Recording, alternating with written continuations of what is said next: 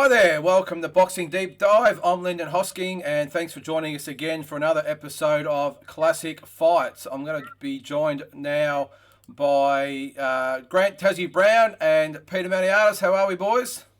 Good to be on the show, guys. Yeah, well, obviously this is our last one for the year, and this is a ripper fight, Taz. It must have been when you actually mentioned it. I couldn't recall actually seeing it, but having watched it again, I've seen it a few years ago, obviously, and truly the definition of a classic fight and classic build-up and classic rivalry, mate. So who have you got this week? Yeah, so it's the Battle of Albuquerque, New Mexico. Johnny Tapia versus Danny Romero. I remember this, very clearly. Obviously, I was, boxing at that time for me. It was, at one of the peaks. And look, there was a massive rivalry. Both hometown boys. Tapia had trained, I think, under Romero's dad for a while. Same gym. Tapia's a bit of a street guy. I think mixed up with a lot of local gangs. Danny's a bit more clean cut. There was so big a rivalry that when they announced the actual fight after so long, it was like a Green Mundine sort of thing for over there. But I mean, it's they couldn't even have it in the home state of Albuquerque, the hometown, which they would have got over 20,000 plus. They were worried about gang violence or some sort of violence, so they had to have it at a different venue. They had to have it out of the actual city where they're both from because they were just that worried about legit violence because there was so much build up, so much talk, and probably I think just dead set hatred towards both the guys. But they both had belts. They both were champions in the same town. So, mate, this one stuck out to me. And also I'm a big Johnny Tapia fan. So, but yeah, I think it's a very, and it lived up to the hype as well, which it doesn't usually happen. Yeah, well, you talk about the with the venue. I actually read that the Las Vegas Hilton was the first venue that it was going to be held at. And I think it was only a couple of weeks before that I think it was the Mike Tyson Evander Holyfield second fight where the ear got bitten off and there was riots and everything going off everywhere and Las Vegas Hilton got cold feet. Come up with some ridiculous clause in the contract for insurance or something that got them out of the fight. Bob Arum obviously stepped up to the mark and put it at the Thomas and Mack Centre. Your old hunting ground, Peter, you obviously saw De La Hoya and Whittaker there. It just must have been an unbelievable circumstance where a fight has got to be moved from a town for starters because of the two combatants with the fear of violence, and obviously being moved again because the venue's scared that's going to happen in Las Vegas. Well, that's what happens when you get two in-town rivals together because most of the friends are interacted and are coming to the fight, so they're going to have problems with each other sometimes and it could lead to... Sometimes, most of the time it doesn't, but I understand venues been a little reluctant because of the history of both guys and what it was bringing. But let's get to the positives. I mean, Tapia was a world champion at the time and so was Romero, and two belts were on the line. And what a beautiful type of fight it was. I mean, the chemistry and the makeup of this fight had everything. I remember at the time watching it, but then later on I watched a replay of it. I never got to see the whole fight.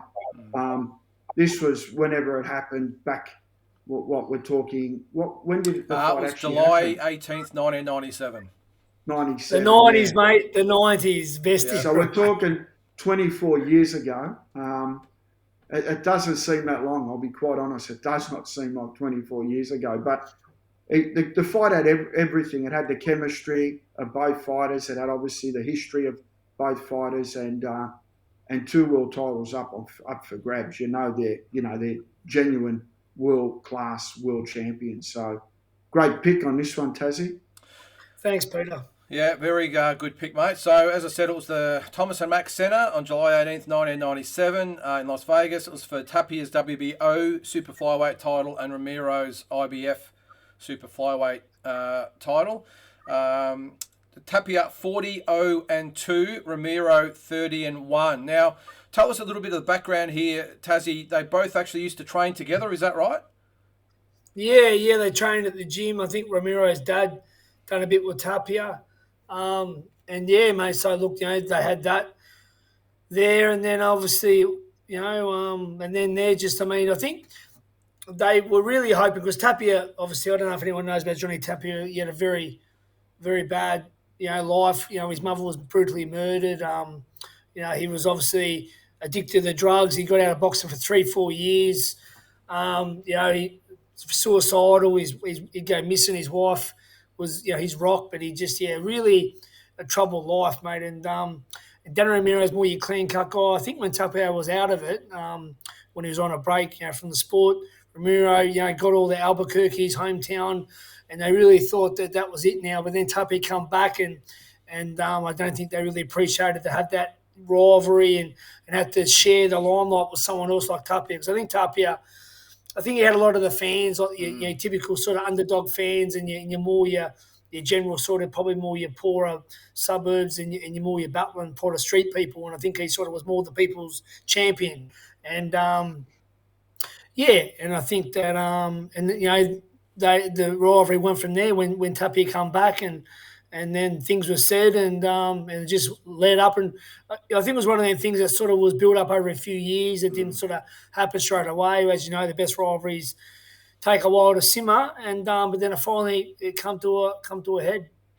Yeah, well, Pete, before we get you to comment, I just want to put a little bit of the pre-fight video up before the fight. This was done on the night of the fight. Just gives a little bit of an insight to the rivalry. Probably only goes for a couple of minutes, and just gives a bit of an idea of the build-up in the fight.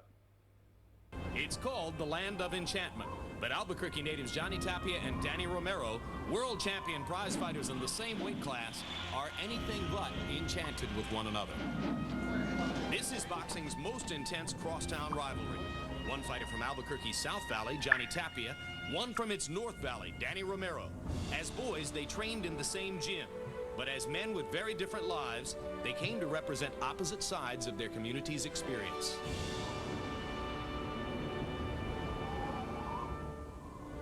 Johnny Tapia's road through life has been marred by poverty, crime, violence, and a cocaine-created 3.5-year absence from the ring.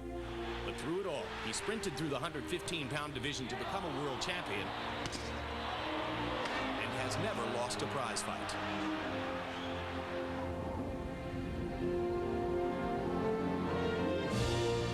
Danny Romero's journey faced no such difficulties. Nurtured and molded by his father since age 5 to be a championship fighter and model citizen, in 1995 he became the first American in 63 years to win the flyweight title. His only loss, the result of a freak eye injury. They went from being friends who respected one another to enemies who despise each other. Tonight, the fighters and their fans have traveled to Las Vegas for this Albuquerque Turf War showdown to decide who is the best junior bantamweight in New Mexico, and by extension, the world. So there's the build-up, Pete, and you can't really ask for, or you couldn't ask for more contrasting personality. You've got Romero, who's a clean-cut guy, never been in any trouble. Then you've got Tapia, who's obviously had the issues, like Tazzy said before, with the drugs addiction and everything else. And it's a bit of a perfect storm of everything just in the build-up of the fight to make it what it was. Yeah, look, when I knew Tapia's career very well, I was just thinking, all these things that were in his life that were distractions, I was just wondering what would he have been like if he never had a drug addiction, if he was kind of on a straight and narrow all the time and never mucked up in between fights. Would he have been any better? I don't think he would have. I think that was him, and it made him comfortable, and all that adversity just added to who he was, and it just made him fight hard. Because I was trying to work out, what goes on in this guy's mind, because on fight night he was always spot on. I mean, he boxes well, his combinations are good, his output was good, his fitness, he had heart. He never let himself down inside the ring. It was always outside the ring that he'd get himself into problems. And that can happen with fighters, especially in between longer fights when they get onto the party stuff, and especially if you're around friends that do that type of party scene as well. And obviously he would have been a celebrity mate that you bring on all the parties, and you get drugs pushed in your face. So, and when you're addicted to it, it's hard to knock it back. So obviously that was his relief, but Romero was more like the guy that Dad trains, pure boxing guy. Obviously, was more in tune to doing the right thing by himself to prepare for a fight. But, this is a cracking fight. We don't want to say the result yet. Obviously, people would know the result. But I mean, it's got good chemistry. These sort of bad boy versus, let's just say, the pure Clean boxing guy, father and son, clean skin. Yeah. I've got a Johnny Tapia story. I'm just going to sorry, Tassie. I'm just going to actually start the video. Just keep talking. I'm just going to start the highlights of the fight. Go ahead. Johnny Tapia, a close friend of mine in boxing. I forget who told me the story, but I don't know if it was Fennec. I'm not sure. It could have been Fennec. Could have been someone that's obviously a big Australian, person in boxing. Told me they were with him and in Albuquerque, and he was speeding, going. He got put up by the cops, and whoever was with him were a bit worried, and they're like, "Oh, Johnny Tapia," and they were all. I got an autograph from him, let him go. Didn't even. I just got really no worries, Doc. And I forget, whoever told me, but it was someone that I obviously know well. They were with him, and it was unbelievable. Just so much, it was so famous in Albuquerque. Yeah. Tassie, Peter was just saying about whether Tapia would have been as good if he didn't have those issues. What do you think? Because he was one of those fighters that seemed to thrive on the fact that he was troubled, he was angry, and it actually made him have that edge, didn't it? Yeah, I agree with Peter 100%. I mean, look, he some guys use it. I mean, he did have a very bad life. I mean, his mother was murdered brutally when he was young, raised by his grandparents. There was a very bad story. So look, but I don't think he could have been much better. Sometimes people use that to fuel their rage, and I definitely think that he would have. That was just who he was. He used all that to put it into boxing, and and thank God for us he did. He gave us many memories, and I always liked Johnny Tapia. I've always liked a lot of weights and a lot of guys that they focus on the bigger guys, but I like these guys, Michael Carvajal and Chichita Gonzalez and Ricardo Lopez and all them guys. I always liked a lot of the smaller guys. It was like he was possessed in this fight, wasn't it, Pete? He come out, he had all the energy, and it's hard to believe that even later, you'll see the highlights in a second, into the later rounds, he just did not stop. He was jumping around, he was making faces, he was talking to the crowd. It was you could just obviously tell he worked himself up for this fight. He did something that I would never, ever ask any boxer to do, and I hate. He got it with a jab, and then he went back, pretended he was rocked, and put his hands on the ground like a knockdown. Yeah. Now, if I'm a referee, I'm going to count him. He was lucky, wasn't he? So I'm going to say, you're being a smarter. I said, you got hit, and your gloves hit the ground. That's a knockdown. I don't care if you're mucking around or not. Yeah. And when he did that, it's just a mockery. I don't like that. So I would have counted him on that. Yeah. Well, let's look at the great referee. The great referee who's not with us now as well. Yeah, Mitch Halpin. Yeah. But Danny was a very good fighter, mate. Like Johnny, I can't remember back in the day, but I think, a lot of people thought Romero, that was it there, was too good a boxer for him, you know what I mean? Like, they thought that he might have, Well, this was Romero's. This is his second world title that he won. He previously had the IBF Flyweight title for starters in '95, and then won the IBF Super Fly, and this was his third defence. Whereas Tapia, I didn't actually know this until I looked up his record again today. Obviously, he won the WBO Super Flyweight title. They had 10 successful defences. No, and he moved from bantamweight right up to featherweight. He skipped Super Bantam. Yeah. We had 10 defences before this fight. I think he might have made another couple after this. He fought Barrera. Yeah. He fought Burrell. Yeah. Yeah, I mean, look, I've never seen a more charismatic kind of fighter that people love than Tapia. The fans that loved him were hardcore fans. They just loved every bit of him, and he always delivered. The madman, as he called himself. Well, we haven't got the sound effects in this. I've turned them down, but all through it, all you can hear is his name being called out. So even in Vegas, poor old Romero was always going to be the B-side. But it's hard to believe these guys weigh 52 kilos? Crazy. Yeah. He fought Paulie Alela, and I thought one of those were a bit controversial, but 2 losses to him. At the time, Paulie Alela was a very good fighter as well. You remember him, Peter? Paulie Alela? Yeah, of course. I'm pretty sure he went to jail. He did. Was that Junior? I think went to jail, didn't he? Yeah, one of them, or both might have gone. One went for drugs, the other one might have gone for a traffic offence and an assault. Yeah. So he beat Manuel Medina. He beat Yeah, Manuel they put Medina, the- who was a good fighter, Mexican, and he lost to Pereira. But I mean, yeah, he was awesome. Yeah, we had 2 losses to Ayala. That's how you pronounce it, didn't he? Yeah, I think Yeah. one was a bit close. I think if I remember. Yeah, yeah. And let's all see too. Remember that he died too. Yeah. Died at 45 years old. He's not with us now, Johnny Tapia, which is quite sad. Yeah. It is sad. Yeah. It is So sad. he finally was found dead, mate. So after heart failure, I think for all the drugs, mate. But I remember his wife. I've seen some interviews. She was very much behind him and tried to do everything to save his life. But It's yeah, I hard with think drug addicts. a lot of demons, mate. A lot of demons. Yeah.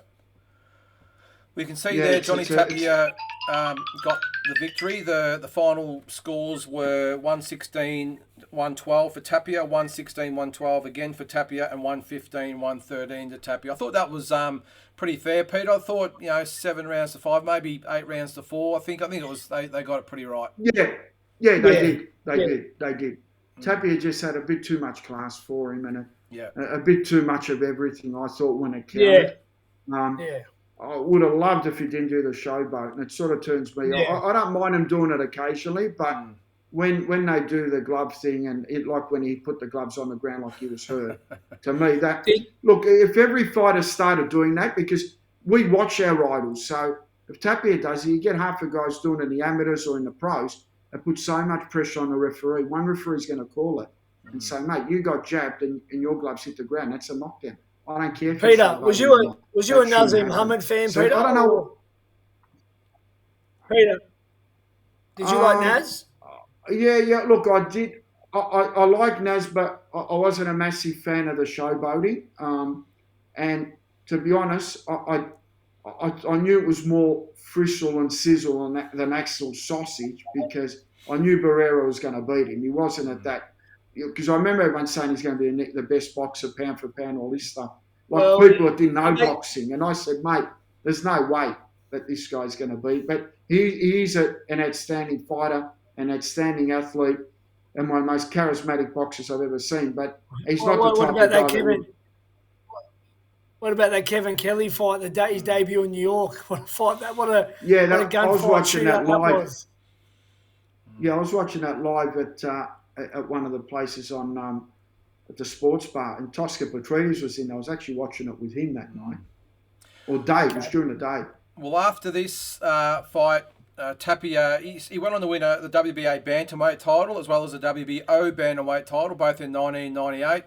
IBF featherweight title in 2002, retired in 2011 with a 59-5-2 with 30 KOs record. Romero got another shot at the IBF super bantamweight title, but lost a 12-round decision in 98. Retired in 2006 with a 45-5-2, 38 KOs. And as you said, Tassie, it was another tragedy that we lost Johnny Tapia. And it sort of reminded me years later with the Edwin Valerio situation as well. Just a fiery young man who, had the world at his feet. And unfortunately, it all fell apart for him as well. Another story, mate, for another day about Edwin Valerio, mate. But what a beast he was, and what a devastating KO puncher from Venezuela, and we never would have known how far he could have gone. But I mean, look, Carlos Monzon. I watched a doco about him. He even as champion, even as a celebrity, used to just bash people. I mean, look, a lot of the special fighters. Well, most of us are all a bit loose anyway. We're all got have to be a bit loose. Something wrong. We do. There's easier things to do than get punched in the head and all that. But we do it. But then some of the real special ones are really touched in the head. And I mean, you got guys like that. Valerio, Monzon, Sonny Liston. And obviously Johnny Tapia. I mean, there's so many stories, and I mean, I love those stories too. About the ones that are just they're special, but they're obviously got demons, mate. Look, everyone's got everyone in life. Everyone's these days depressed and anxiety, and everyone's got demons. Yeah, no, for sure. Well, especially these TikTokers have got more than anyone. They're very, very. I was going to say, especially when we do the quiz, Tassie. How much anxiety do you and I get? Well, listen, mate. To have you 4-1, and then to get me on a tiebreaker with a bit of help with assistance from Lyndon. I can't believe that, mate. It was gruesome. It was gruesome talking to. It was. Lyndon just said, "Pick yourself up, mate. Come on." He saw me drop my head. I was just about. Rallies, you better do something now, or you better. Yeah, I was going to take the headsets off and just sit back and take the rest, and I just couldn't. Once Lyndon said that, as Lyndon said, I could have disputed one of them. One of the questions you answer, you got it wrong. You didn't come back to me with it, so that could have been the one. But anyway, that's all right. Yeah. Yes, you are correct, and we'll have our final episode on Thursday night when we go again. So this was the last episode for this year of Classic Fights. We should have Mike Altamura back for the 2022 edition, which should be busy, mate. January. Yeah, he's off flying all over the world, which is great. With Probellum, yep. Probellum. Yep. Yeah. I'll try and pronounce that right. So, all good, guys. Well, thanks for everything during the year. We had some ripper fights. If you're new to this channel with these classic fights, make sure you go back. We've covered some rippers over the year, and look forward to a bigger and better 2022. Thanks very much, guys. Lyndon, Tassie, thanks for everything, and for all our loyal viewers out there, Merry Christmas. Stay safe over the new year. Have a big one, and we'll see you all in 2022. Thanks for supporting the show. I'll see you in King Street, Peter. Thanks.